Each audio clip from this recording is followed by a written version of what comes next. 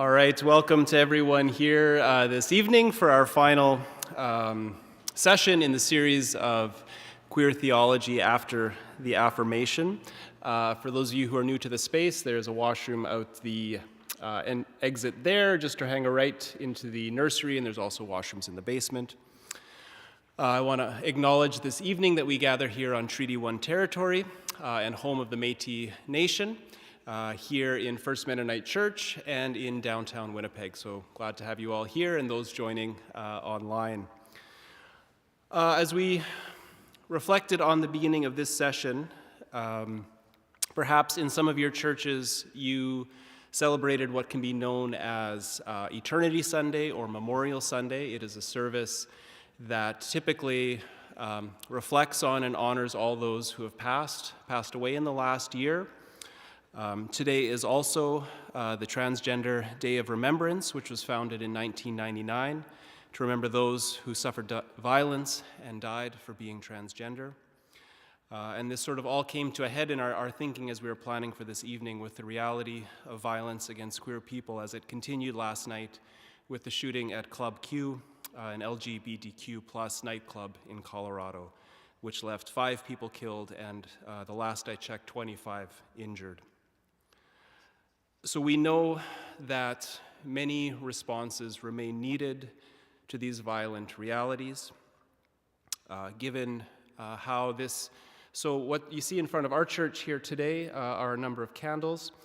Those candles represented someone, a loved one, a church member, someone who passed away in the last year, and so at one point in our service, we simply lit a candle in memory and in honor of them, and for those who wanted to, they were able to take a rose as a sign and symbol of that service. So while, again, we know there is much work to do, we do wish to hold some space, particularly in light of the tragedy that happened last night. So all that we'll do is take a moment of silence, and I would encourage anyone who would like to come forward and light a candle. That could be your knowledge of the hurt, abuse, or violence that perhaps you have experienced or that you've carried for someone else, or simply as a prayer for those who experienced for losses from this past night, or perhaps even as a commitment in this journey. So we'll simply take some time of silence. I'll wait for those who would like to come forward, and if it's of any significance, please do take a flower for yourself or for someone else. You are free to do that, and please do. But I will light, we have 2 Christ candle on each table, and then, as I said, if you'd like to, come forward and we'll just take some time in silence doing that.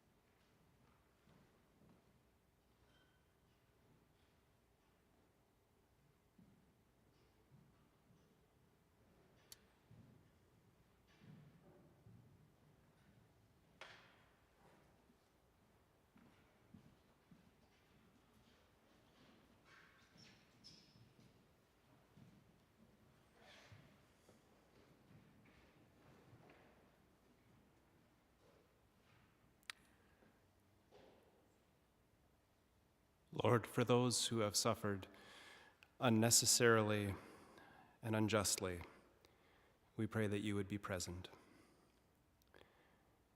For all those who claim to speak about the gospel, whether as individuals or churches, hold us and them to account for what is needed.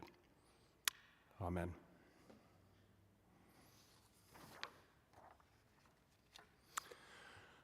So, well, as some of you probably know, the session that we're having this evening was intended to be our opening session. And I think that for those of you who have been coming regularly, perhaps already you've had some questions stirred or some ideas stirred in these weeks. And so I think in some ways it's a fitting way to end with maybe a little bit more of a cohesive image of queer theology, which we can engage with afterwards. So we'll be introduced to the work of Marcella Althaus-Reid. I've read some of her work and appreciate what I think is a nice contrast to what I shared last week.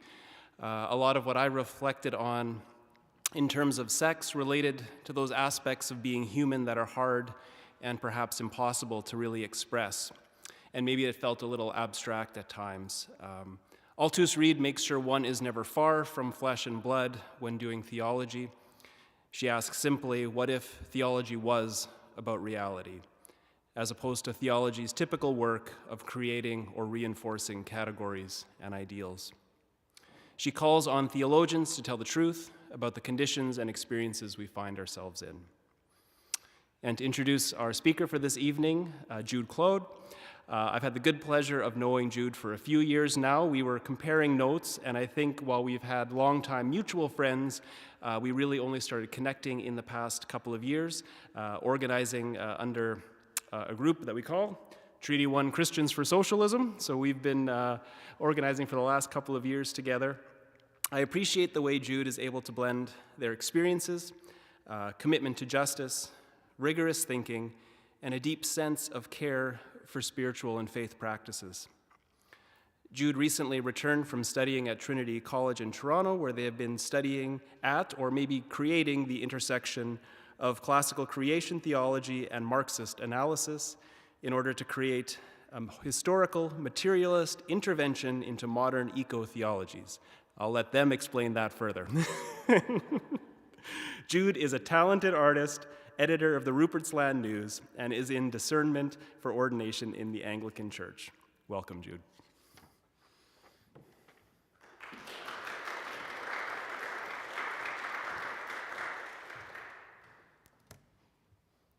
My thesis does not exist yet, so I will not be explaining it.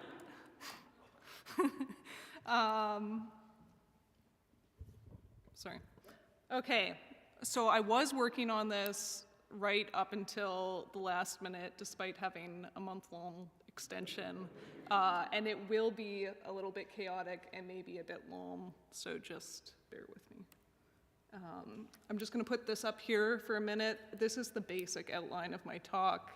I hope it will actually conform to this, but throughout the talk, you'll see at the top of the slides, it will sort of indicate where we're at, so you'll know if you can't make it to the end or whatever. Okay. So what is queer theology? Up here, we have a quote from Lynn Tonstad, whose book Queer Theology Beyond Apologetics, I think largely inspired this series. And if you want a good introduction to the field of queer theology and the different strains within it, it's a really good overview. So Tonstad says, for many, queer theology indicates theologies in which 1, sexuality and gender are discussed, and 2, in ways that affirm, represent, or apologize for queer persons. This is how many people use the term queer theology, and I think it is perfectly valid for two-spirit LGBTQIA people to use this term. However, I think it runs 2 risks. So the first is universalizing the word queer and related associations to people who are not comfortable with the word, but may fall under the definition given. I would want to warn against using the term queer socially as a catch-all for all gender and sexually diverse people, and against using the term queer theology as a catch-all for theologies done by or for gender or sexually diverse people. I'm realizing as I read this that I use the full acronym every single time, and I am not going to read 2SLGBTQIA. So I might say in this talk queer people, but generally maybe don't. So the second thing is I also think using the title so broadly has somewhat obscured the particularity of its emergence in Christian theology and its purpose. So queer theology comes to be a term referring to a very sort of particular work that Marcella Althaus-Reid, whose name I also don't know how to say, was developing. Okay, so within what we might call queer theology broadly, we can talk about inclusive theologies.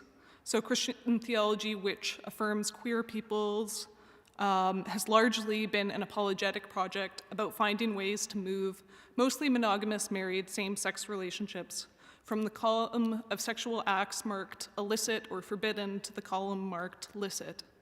Some examples of methods used in inclusive theologies might include historical argumentation, for instance, pointing out that we are not in the same time period as the communities in Leviticus, representational arguments, for instance, noting that Jesus seems pretty straightforwardly homoerotic, which is true, or highlighting that homoerotic relationships are to be found in many biblical texts, as well as examples of gender instability and diversity.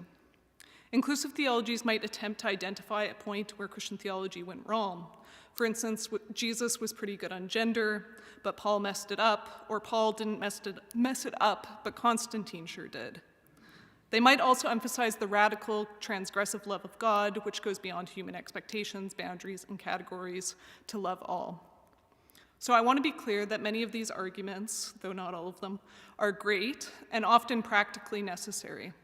As someone who came from a conservative, fundamentalist, evangelical home, I needed to hear these kinds of apologetic arguments, and many queer people and those who support them have benefited from this kind of work. In this talk, though, I want to think about what the limitations of inclusive theology might be, and what we stand to gain from queer theologies which go beyond inclusion. So inclusive theologies tend to be responsive. They argue against the limitations, stigma, and persecution that has been put on queer people, and by doing so seek inclusion in dominant theologies. Correspondingly, churches may become inclusive or affirming, meaning people who identify as gender diverse or sexually diverse are included in worship and the life of the church, but this does not necessarily mean that underlying structures of sex and gender domination are theorized or adequately challenged. So we can consider the example of same-sex marriage. This is also from Tonstad's book. The sanctioning of same-sex marriage takes place within already existing institutions that distribute rights and recognition in line with their normative visions of humanity. This is how human beings ought to be. But investing in normative visions of humanity inevitably means distinguishing between the dignified, rights-having, loving individual and the undignified, rights-violating, unloving individual who threatens the social, political, or theological order within which the former individual gains recognition. The lofty language of dignity and rights often has the effect, in practice, of denying dignity and rights to those who don't fit the vision of the human that such language assumes. Undocumented migrants, people who sell drugs, and sex workers are themselves denying their dignity in this way of thinking. They are threats to our rights. They are not people to whom rights belong. So Tim, who spoke the other week, commented about histories of trans communities made up of people of color who formed networks of support for queer persons who had otherwise been rejected by society. Many of these communities included people in polyamorous relationships, people who did sex work, engaged in fetish communities, were drug users, etc. The fight for localized forms of rights for those queer people who can constrain themselves to more or less respectable marriage patterns has regularly served to strengthen oppression of more marginalized communities like the drag communities mentioned. Okay. So I just have a little story and illustration that for me sort of helps think about how we might think about moving from inclusive theologies to critical queer theologies. So a number of years ago, or quite a number of years back, I was seeing a counselor about quite bad dysphoria, and I was saying to her that I feel insane, I feel crazy, I feel like something, is wrong with me, and I've sort of gone off the rails of reality, and everybody else is still on track. So in this analogy, a rejecting response from a counselor would have been something like saying, yes, you're sort of crazy, we're going to need to change that, we can get you help in this kind of way or that kind of way or whatever, which a lot of counselors might do. An affirming or inclusive response might be to say, you're not crazy, you're different, there's a whole diversity of experiences, and you deserve to be included and respected and whatever. My counselor's response was, you're not crazy, gender is crazy. What I hear in this phrase is that ideals and categories we're working with are particular, they're conditional, they are routinely oppressive, not just to queer persons, and they are not essential or transcendent. They may be otherwise. Queer people are bumping up against or suffering from or being killed by something that absolutely could be different. Of course, these ideals and their histories are not simple. We need to question how they come to be and what would need to change for them to be different. Critical approaches in queer theory and queer theology ask more fundamental questions about the sexual order. Questions like, why is sex and gender so important to us? How do sexual and gender categories come to be? How do they function, and toward what ends? Queer theology not only interrogates and theorizes existing gender and sex orders, but purposes this work towards fundamentally transforming our theological and social political landscapes. Okay, I was worried she would come up very pixelated because it was a small picture. This is Marcella Althaus-Reid.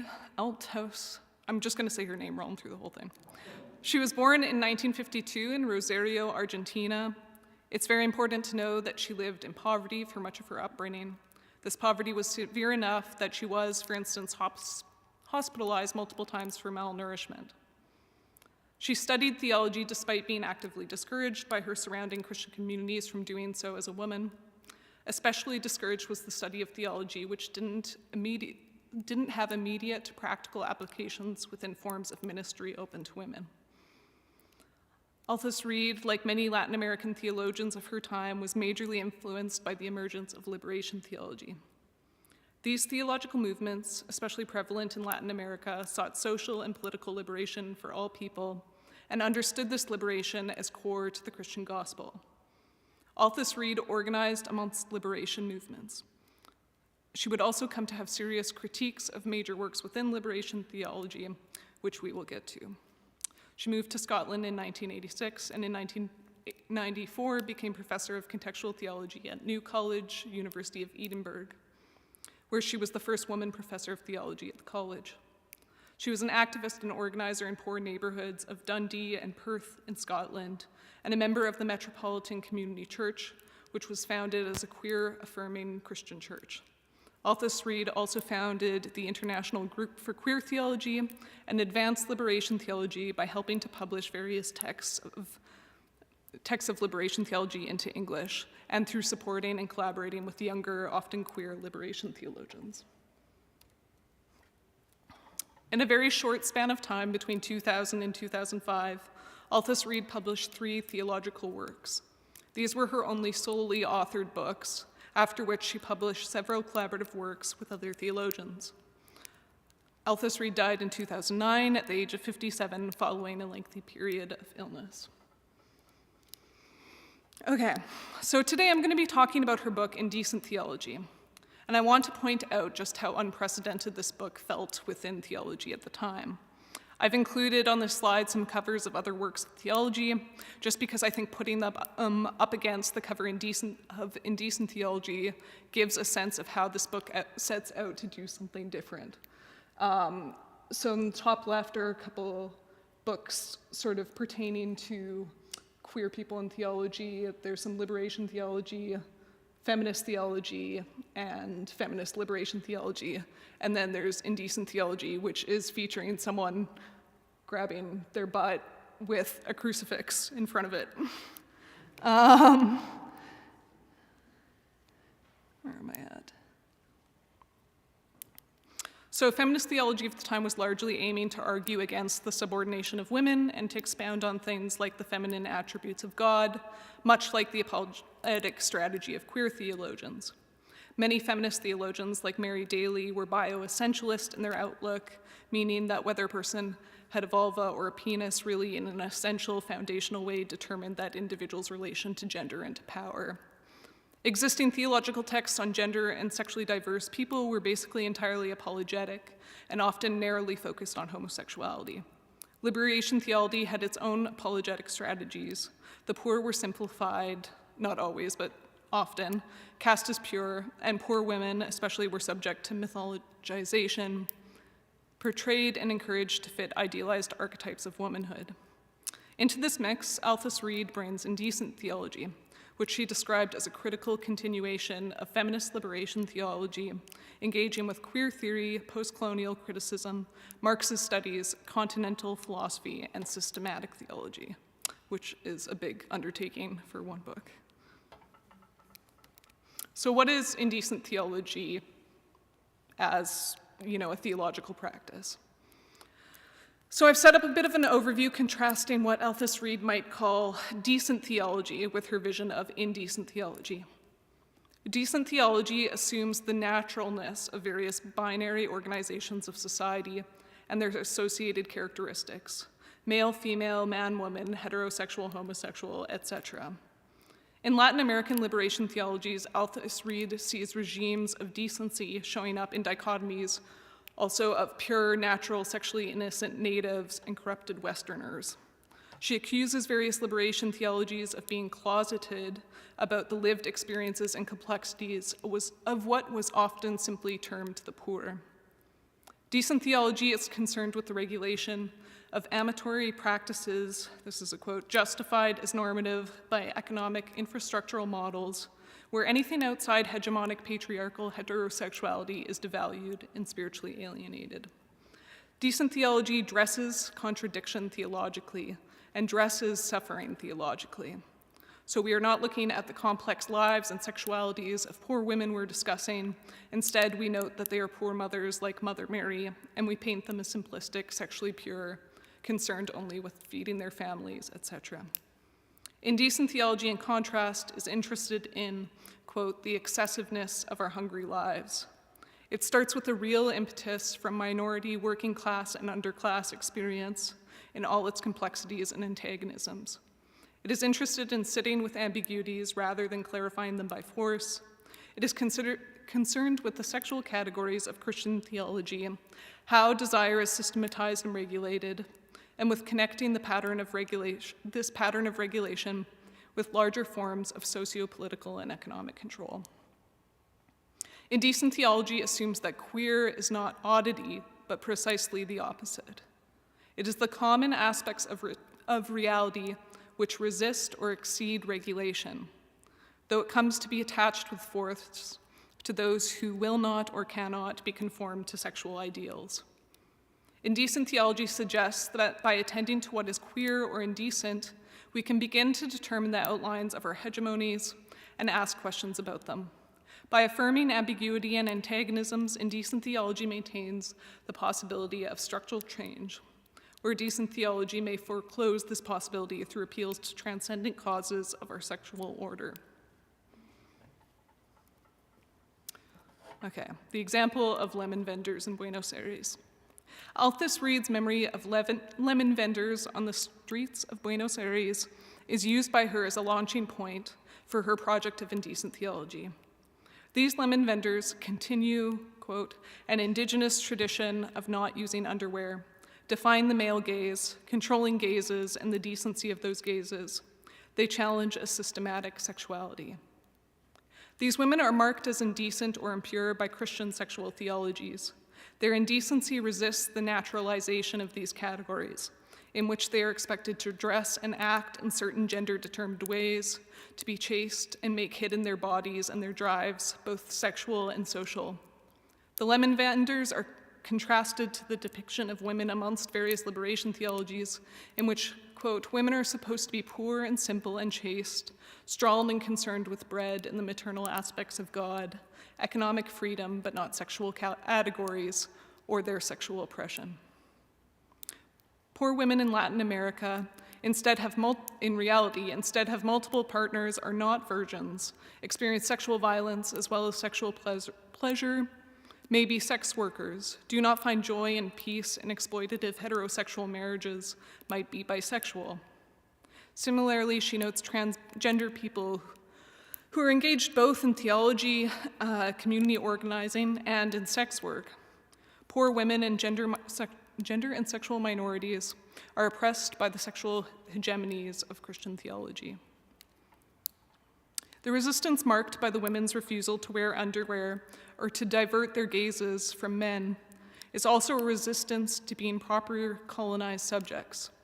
Althaus-Reid notes that the sexual digressions, discordances, and incongruences which existed amongst differing sexual dichotomies before Spanish colonization are present too in the actions of the lemon vendors.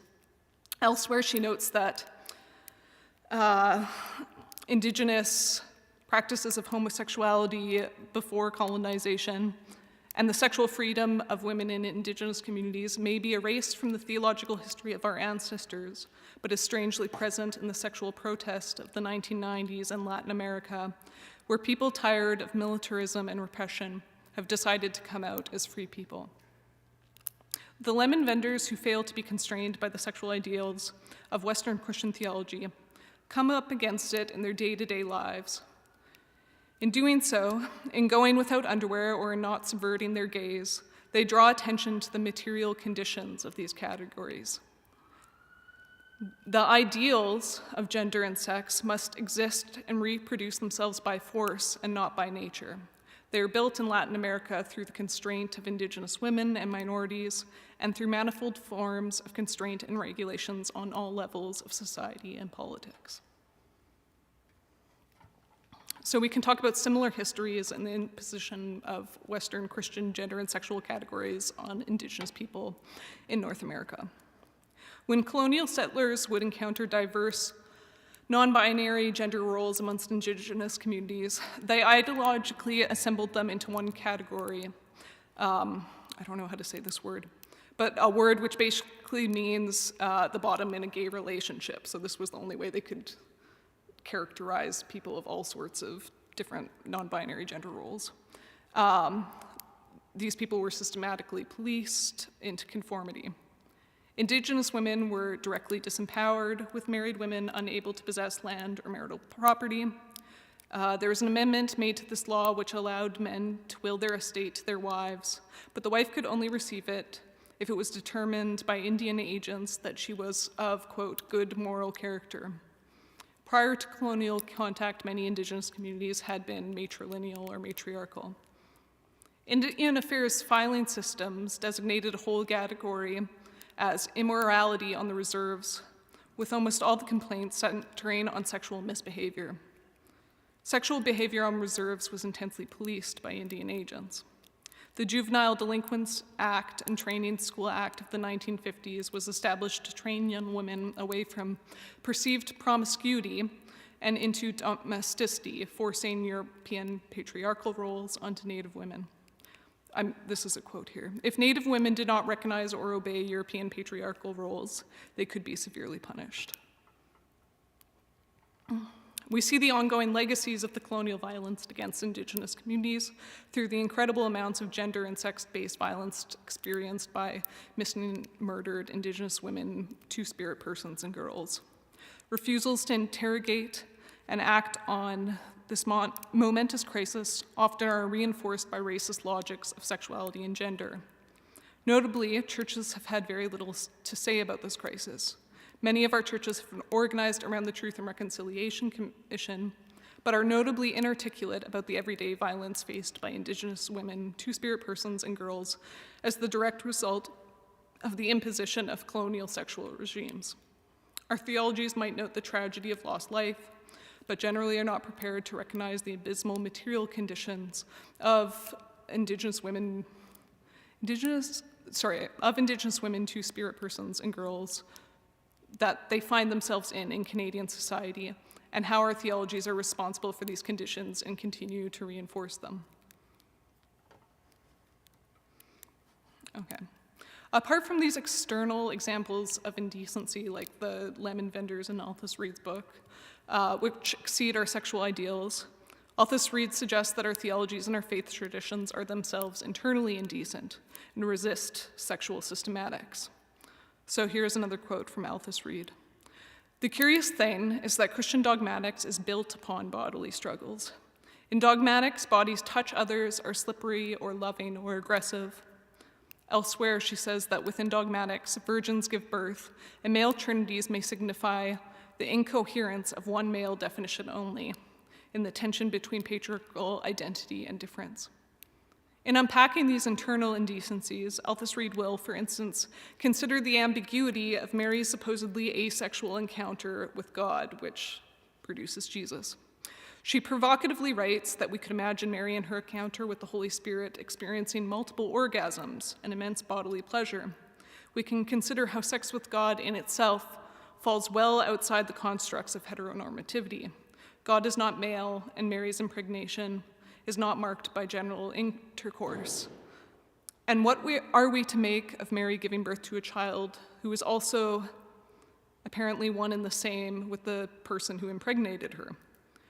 The point here is not to say that Mary's experience with God is in any way actually intelligible to us, or that it was, in fact, queer rather than heteronormative, but to say that we have already built systematics of sexual decency out of a tradition which, if we were to take it seriously, appears to be far from decent and troubles, or at least does not affirm, simple patriarchal family structures, heterosexual binaries, or even what it might mean to be a decent woman.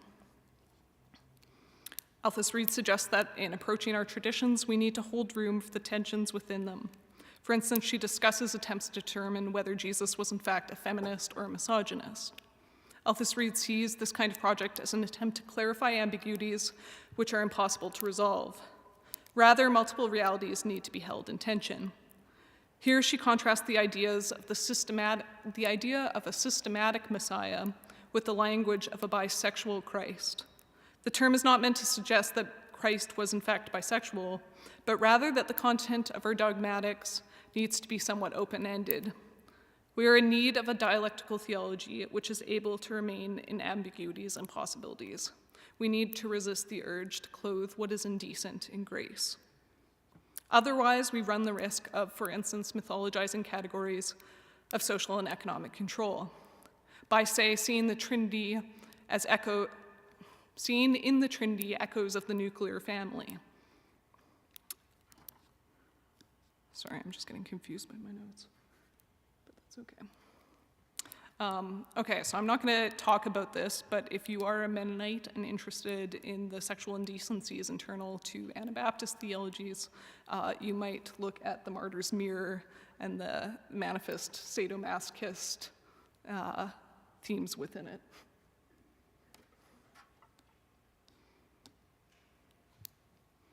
So this part's a bit of a summary, but indecent theology serves to denaturalize our ideals. We might assume that it is natural that humans are divided in a sexual binary aligned more or less with certain gendered categories, and that the dichotomous sides to this binary form heterosexual relationships through which this order is organically reproduced. But with the help of the indecent theologian, it becomes apparent that sexual norms are not a transcendent given, but depend on regulation, reduction, and the tampering down of ambiguities and internal inconsistencies. Womanhood and manhood and heterosexual desire, rather than being assumed and organic, are in need of being reproduced again and again. Okay, so given that we have denaturalized gender and sexual ideas, where can we say that gender and erotic forms come from?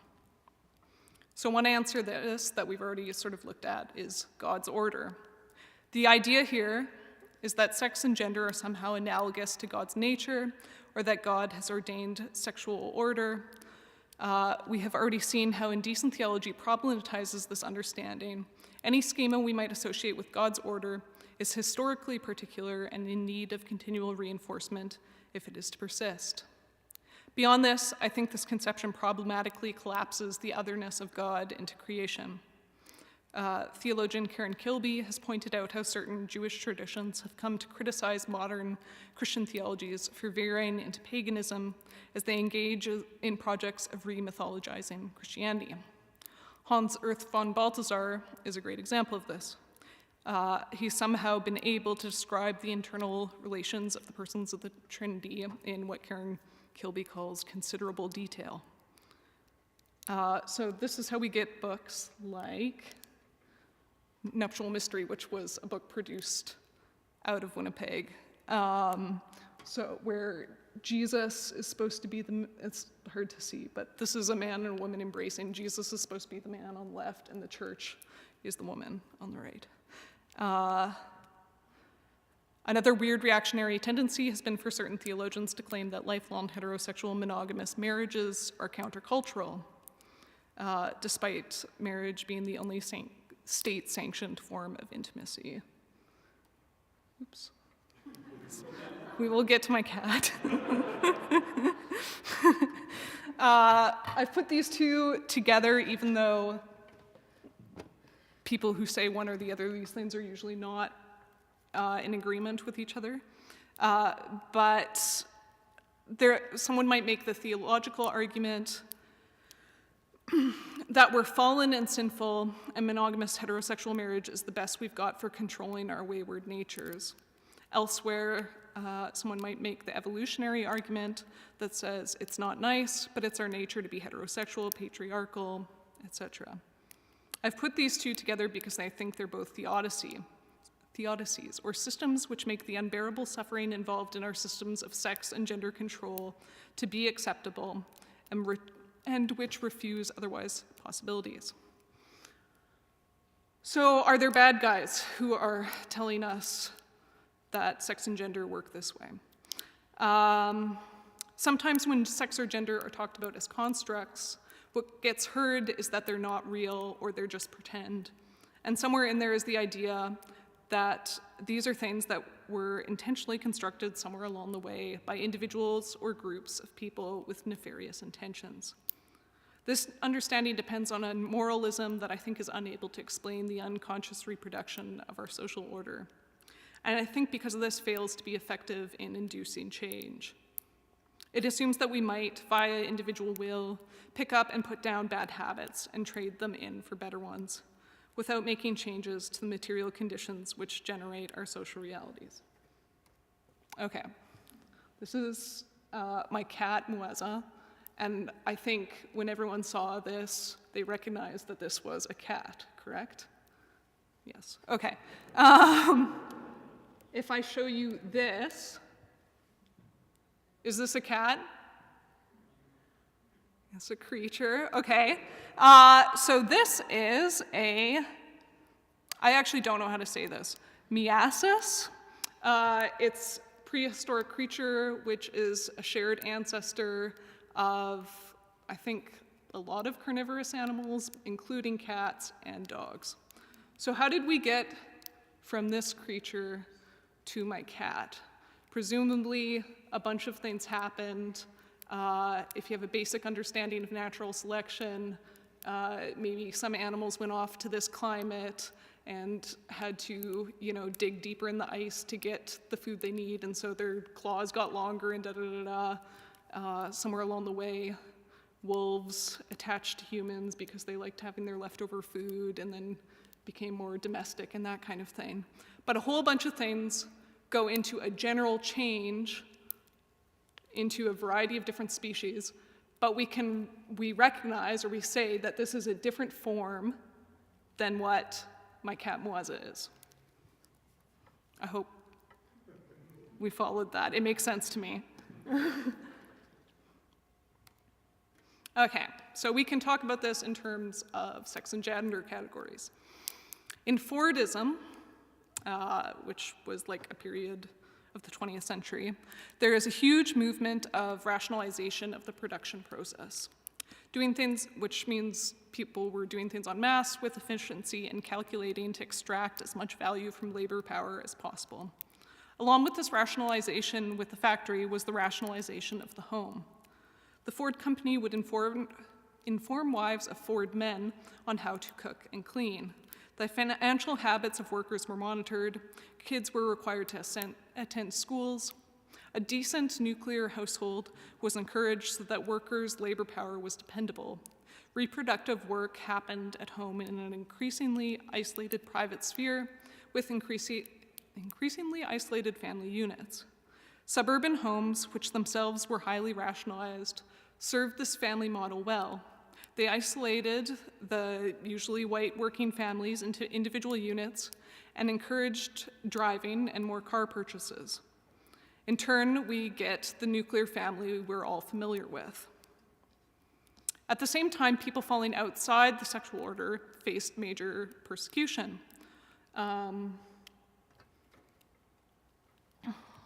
So the Ramapo-Lenape Nation in New Jersey, which is a mixed-race indigenous community, faced persecution by white society. Race and sexual politics combined in white communities' myths about the tribe originating through indecent prostitution across races. The tribe was the subject of eugenics discourse, which referred to their apparent sexual depravity. Ford, at the time, intentionally dumped much of its chemical waste, known to be extremely toxic, on the nation's territory, willfully causing unprecedented numbers of cases of sickness, cancer, and death for the people there and subsequent generations. So this image is from a documentary that I just watched on Crave, you should watch it, where members of the nation sort of took on Ford in a lawsuit. So gender and sex forms are real. Housewives were and are real, and we know what a housewife is, but they're contingent. They emerge out of historical structures while being assumed as natural. Because they're contingent and internally inconsistent, containing antagonisms within themselves, they also can be imminently transformed. There is an intrinsic relationship between material conditions and our ideals. For instance, if there weren't cars and factories and class divisions, there wouldn't be the suburban housewife. There are practical potentials as well for social transformation. I put Kim Kardashian up there because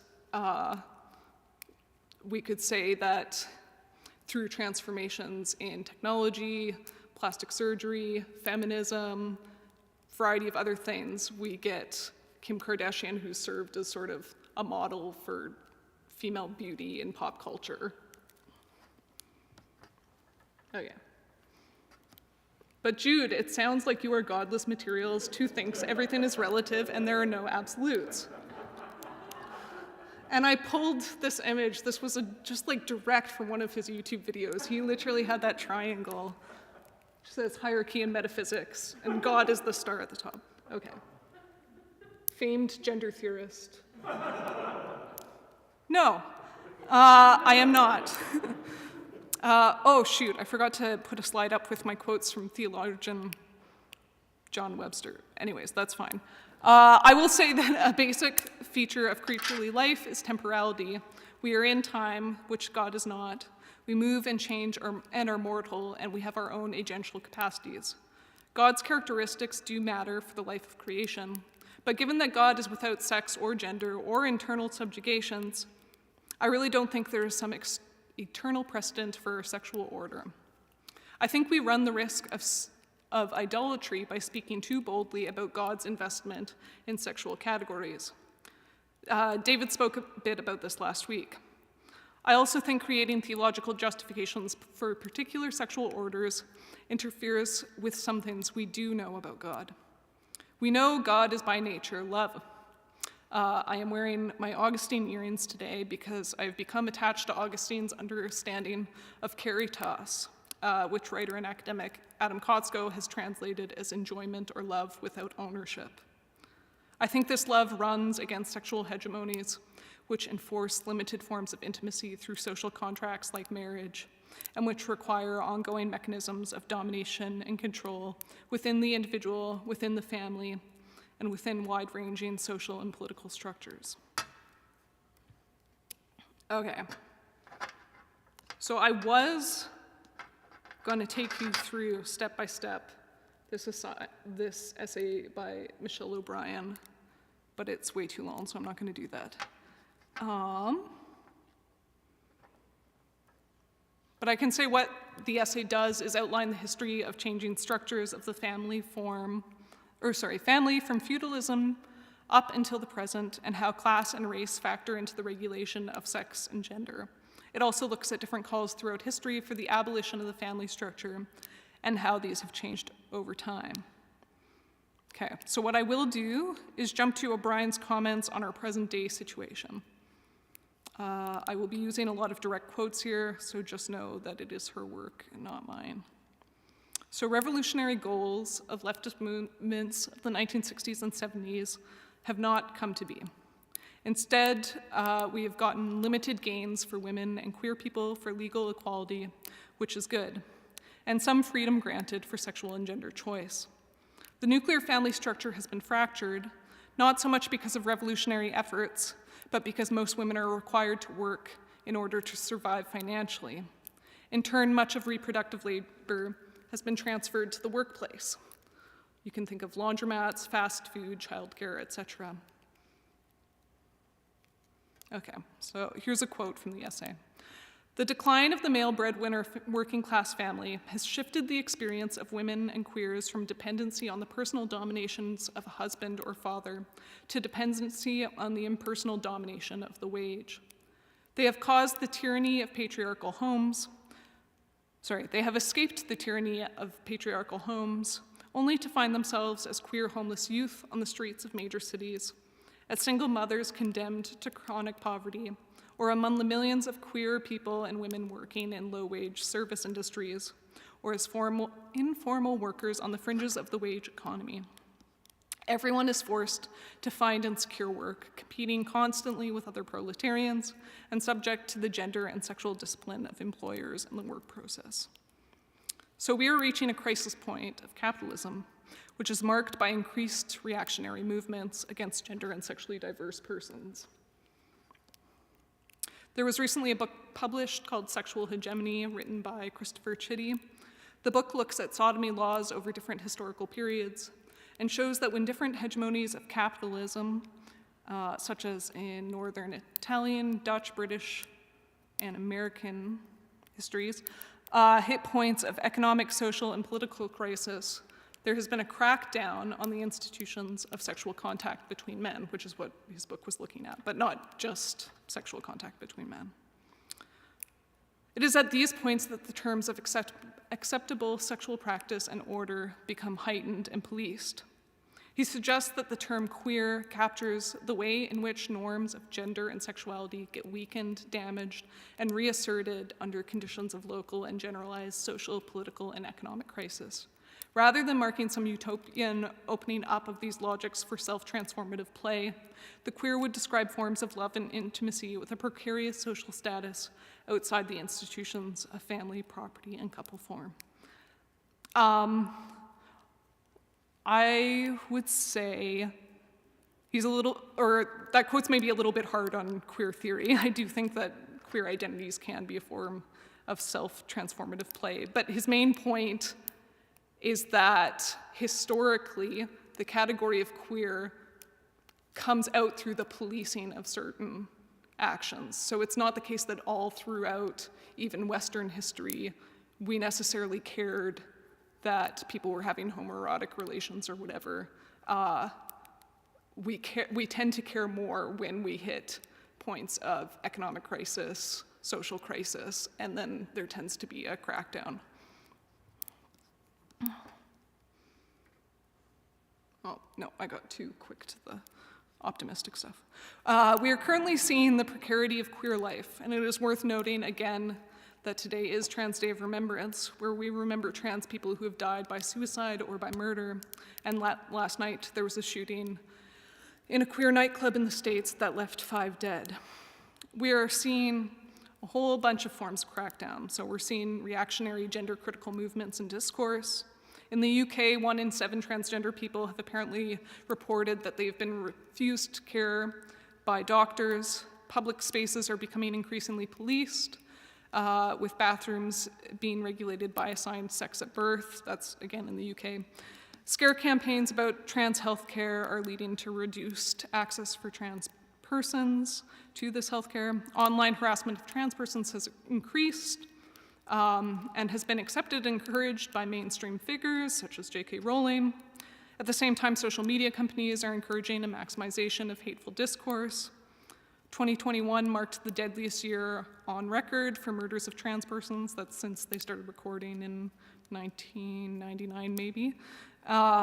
We have seen crackdowns on sex work, the banning of books containing LGBTQ content in parts of the states, huge attacks on reproductive rights with the overturning of Roe v. Wade, pushbacks against the Me Too movement, funding cuts to healthcare and services for queer persons, global crackdowns on revolutionary movements and revolutionary sexual politics, like we're seeing in Iran, increasing street sweeps of homeless persons, which disproportionately affect queer persons, an increase in domestic violence over the course of the pandemic, along with an increase in economic inequalities between men and women over the course of the pandemic.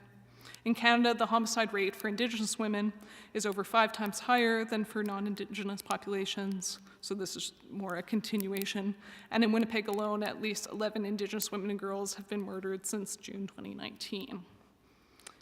It's all very bad, and our politics of limited extended rights and exclusions have not seemed to work to guarantee our sexual and gender freedom.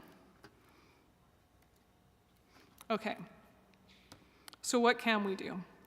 So here's a quote from my lovely friend Misha Falk, who I think emerged from Mennonite communities, but maybe is no longer at least practicing Mennonite.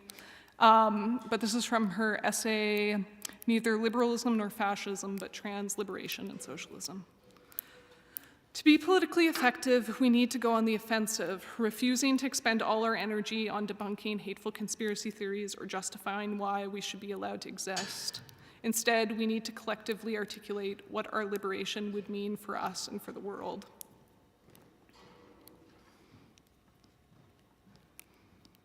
So returning to the essay To Abolish the Family, O'Brien spends a good portion of her essay talking about the fact that a disproportionate number of trans people are leftists and why this might be the case. She suggests that many transgender persons are aware that ultimately their gender freedom relies on the widespread accessibility to means of survival and reproduction that do not rely on the family, wage labor, or the state. This, she suggests, needs to be the positive aim of our movements for gender and sexual freedom. And then I've got some quotes. So far from this is actually from the introduction to the book Transgender Marxism. Far from a marginal concern, the regulation of gender and sexuality must be understood as integral to capitalism as it survives across time. Capitalism's right wing treats apparent breaches of continuity in the operation of its private households.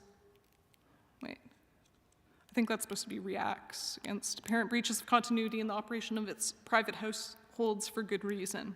This open contempt will not be quieted, however skillfully the left wing of capitalism offers hollow promises of accommodation, of an ever more encompassing bourgeoisie featuring reformed households, modernized subjectivities, and gender-enlightened oppressors. To emancipate trans people requires, above all else, overturning class divisions, reversing our separation from the means of production, and developing new forms for nurture beyond the family. And then another quote from To Abolish the Family. Gender freedom, therefore, relies on the widespread accessibility of means of survival and reproduction that do not rely on the family, wage labor, or the state. These means of survival include both the material features of reproduction, housing, food, hygiene, education, and the effective interpersonal bonds of love and care people now primarily meet through family. Positive freedoms are enabled by the foundation of universal material support and a queer feminist cultural transformation centering love and supporting our mutual self-development. Okay, So I have some specific guidance in the field of theology and for Christian communities. So for theology, I still think there is value to apologetic strategies in queer theology, but I think on a large scale, we need an increase in critical approaches and support for these approaches. Secondly, I think in general, theology needs to get back to some basics. Who is God? Who are we? How do these things relate? We need to avoid reactionary movements in theology which try to shore up Christianity by collapsing complexity or clinging to idealized orthodoxies. I also think we need to affirm the otherness of God and the temporal nature of ourselves. We need to leave room for God, who is other, and for our own capacities for change and difference. Most importantly, I think theology has to figure out a way to stay engaged with the real. We have to get curious about how things actually work and resist the urge to reduce or bypass reality through appeals to transcendent norms. It's not enough to just say, for instance, God is for the poor, though that may be true and good. We need to figure out what is going on. Why is wealth inequality increasing? Where does it come from? Who are the poor? Etc. We have to be concerned with material realities. For Christian communities,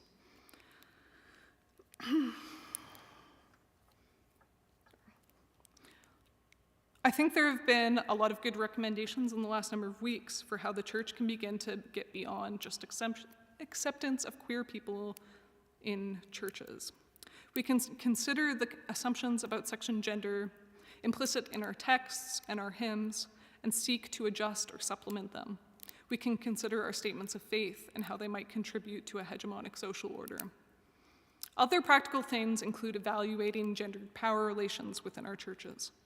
We can ask how our congregations and communities can be places where people can engage in practices geared towards sex and gender freedom. Are people expected to be heterosexual and cisgendered in our communities? Do couples experience pressure to get married? How is sex understood in our churches? Do we segregate children by gender, either physically or in discourse? Is childcare seen as collective responsibility or the responsibility of parents, both parents or one?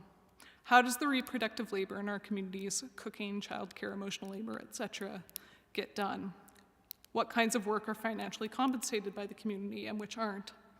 Are children treated as persons in our communities or as property of their families?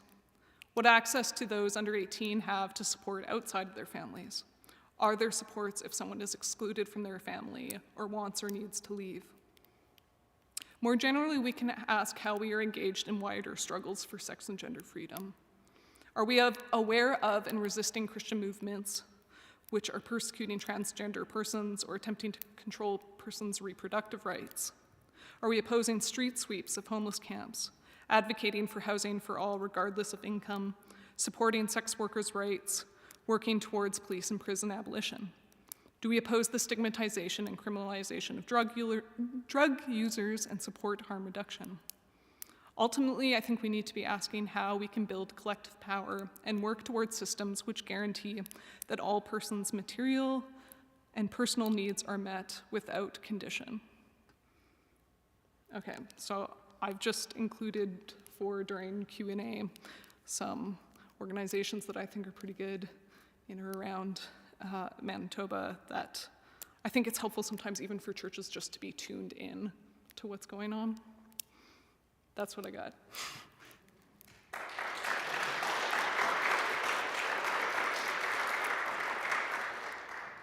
Oh wait, also if you found my talk compelling, you should join David and I in Treaty 1 Christians for Socialism. This is, you can get the merch, we got t-shirts, we'll get hats and bandanas, I don't know, berets I think we wanted, was the hat of choice for the group. Thanks so much, Jude. I'll, again, feel free to be ready and come up with some questions. I found my mind kind of going all over the place there. Like at times there was a sense of despair, like how can the church so ingrained in a sort of a respectability theology, I think for lack of a better word, like that it feels so, it seems to run so deep and be so pervasive. and I don't always know that it's possible to get from here to there kind of thing. Yeah, and then I think about, and I mean, maybe one question, and so for me it's always been like, if this is not a space, if the church is not a place where you can do this kind of work or explore this, I understand, like that, I get that. I wonder if you're willing to comment a little bit on, I know one of the big questions is unity in the midst of diversity, right? Like, how do we, because I already feel like I'm, in the view of some, pulling, pretty quickly, pretty far, and I'm like, oh my goodness, like we have so far to go. How have you found navigating some of those kind of questions and realities, or how you might comment on that? I think you probably don't want to say you want to engage in revolutionary struggle. I don't know. And I listed a whole bunch of things for churches, but I meant to say that, I realize there are super limited capacities, and there's probably only so far you can push. I work right now as the editor of local Anglican journal, and there's a whole bunch of things. I could not probably say I want police abolition or da-da-da-da. So I think you're just sort of working as best you can to divert sort of whatever little power and means churches have, where it can do some good. And also maybe, I've found over the last number of years, I don't know if you've found this, but also having spaces outside of the church to organize, because I really think the church only can be pushed so far as it is right now. And so I think you work with it as you can, and then you also try and get some nourishment elsewhere. I don't know.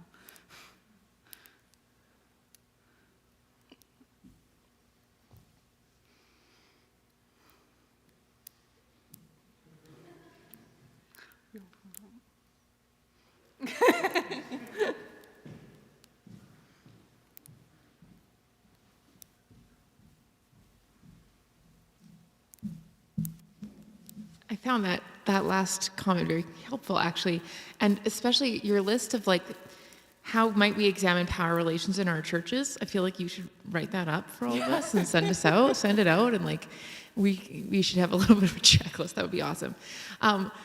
But I do wonder, and maybe you're the exact wrong person to ask because you're operating in an Anglican tradition instead of Mennonite, but I do think most traditions probably have moments of indecency. Oh, yeah. I was thinking about this a lot last week, and I didn't ask you the question, but you brought Martyr's Mirror. Mennonites have in our history this idea that we have an indecent thing and opposed empire. We went against these structures that were absolutely presumed to be the way things were, but we didn't carry that over into family for some reason. Okay. And I was just going to say, I bet there's people here who could fill in some of the sexual politics of early Mennonites much more than I could. Yeah, I guess I don't know what my question is. I'm wondering if you have more to say about the moments when there has been whole wide movements of indecency within church, which I feel are there. Yeah, I mean, I'm in the Anglican Church. Yeah. They're not there so much. I don't know, I think probably people here could talk more about indecency in the Mennonite Church. I think when I'm talking about indecencies in Christian traditions, I'm thinking about sort of despite themselves. I think in general, our sort of Christianity has not been great on gender or sexuality, and we have largely maintained sort of binaries all the way down, and sort of analogies of households and rulership and da-da-da-da. But yeah, I don't know. I mean, certainly liberation theology, which, also I think was in a number of different denominations, so Catholic, but also others. I don't know, certainly though, unintentional indecency, I mean, And, you know, we've got a bunch of, you know, supposedly straight bishops in our church who are dressed up in really extravagant uniforms and that kind of thing. And like, you know, it is internally inconsistent. I don't know. Yeah. I don't know. Maybe somebody else could tell me about Mennonite history and sex and gender. I think it was the early Hutterites that actually tried to practice a non-biological type of group parenting. Like kids actually weren't connected to the biological parents, and they tried a kind of a collective parenting for a time early on, if I remember correctly. Yeah. I mean, I know there are people doing queer theology in Mennonite studies. I don't know who those people are, but I know I came across them when I was reading, so I don't know.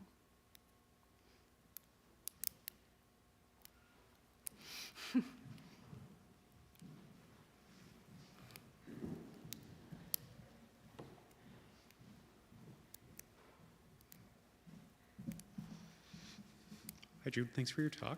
So I really liked your bit about sort of the trend towards collapsing ambiguity into certainty. And I wonder if some of the stuff, like usually in Mennonite church conversations about sexuality, we don't talk about Jesus very much, because most of what Jesus said is like baffling. So, like in practical terms, what do you think Christian theology can do to inform, I think the term you used was gender and sexual freedom? Like, what is that relationship? Like, I think about this story, Jesus asked, a woman has 3 husbands, marries the first brother, brother dies, marries the second brother, brother dies, third brother, same thing. So who is she married to in heaven? And he says, they're as the angels, which means something. But I couldn't tell you what. So we're left with like pure ambiguity.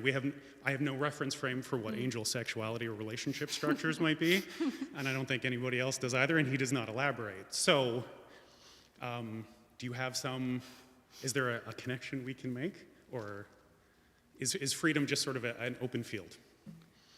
I think when I'm talking about gender and sexual freedom, I am talking about people having sort of material safety so that if somebody wants to wear a dress who is not expected to wear a dress, they will continue to have, you know, money, food, shelter, love, support, whatever. And so I think, like, in my talk, where, like, for me, it's theological concepts that sort of get me there. So when I was talking about caritas, oh God, I can't remember what's the other love type it's supposed to be sort of opposed to. Another C one, Latin. Huh? I have it somewhere in here, but anyways. There's sort of,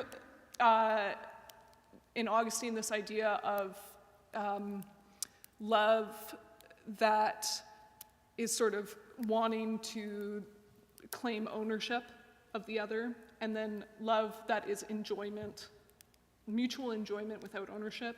Something like that, I think we actually do see as sort of being the call for Christians in, like, the New Testament, and I think we can use that kind of thing against. I also think there's, like, plenty of good queer readings. Like, I certainly don't pick up the Gospels and think that Jesus is sort of all about the patriarchy or something. Like, I don't know. I think there's tons of good work sort of done on how our Christian texts can lend towards sexual and gender diversity. I don't know. Okay. I don't know if that actually answered your question. That's Yeah. good, thanks.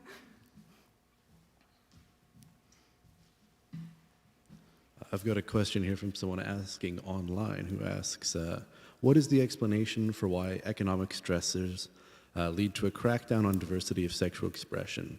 Like, does it somehow relieve the economic stress, or more like fear lashing out?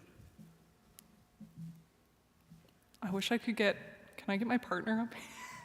Do you want to answer that? No, you don't. Okay. Honestly, I did not have enough time to actually go through sexual hegemony, which that idea was being pulled from. but I would bet it is that there's just sort of general societal ill at easeness and people breaking down, and there's sort of an urge to reinstate gender and sexual categories that have been previously used. So, like with the nuclear family for the working class did, for a limited subsection of, mostly white working class, raise their standard of living and ensure a better quality of life. It's unsustainable because capitalism is unsustainable, and also because that structure is unbearable for, women, queer people, da-da-da-da-da.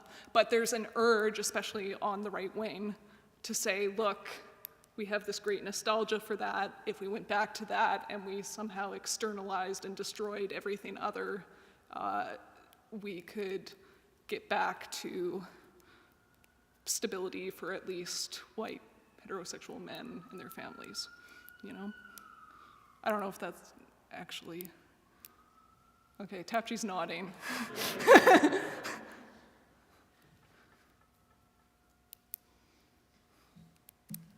I just wanted to add, I think I appreciated the comment on Matt's question there, and I think it's helpful to sometimes clarify there's different types of freedoms or ideas of freedoms, and I like the idea that a certain level of freedom, and that's kind of when we're talking about like socialism, right? Like life shouldn't suddenly become unbearably hard in its day-to-day reality because you don't fit the norm, kind of thing. That's different than suddenly, hey, we're all free to have sex and do whatever and with anybody, anytime, and I think anybody that we all know, durable, mutual, long-term relationships are just hard. Like that's a whole other thing, right? Totally.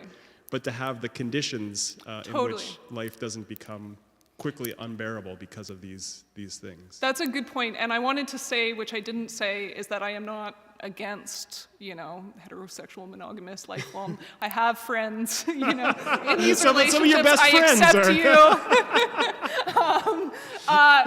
But the thing is more, if someone is being abused or doesn't want to be in their relationship, are they able to leave and be supported? If your children are queer, are they confined to the home and under oppression? Can we be banning books for gay kids or whatever? It's opening up so that people are not being stuck in situations because they're contractually obliged or because they're obliged by our sexual and gender norms. Which, it's not going to be an immediate, we're not going to sort of step out into a utopian queer future where, who knows what our gender is and whatever. But we can make it a lot better, Yeah. Well, thanks again, and this, for those of you here and those of you watching, this wraps up our sessions, but I hope, I know there's been some conversations already about what we can continue to do after this time, so we are kind of open to hear from you, and hope to continue this work. So thanks again, and thanks to all for coming. So thank you. Have a good night.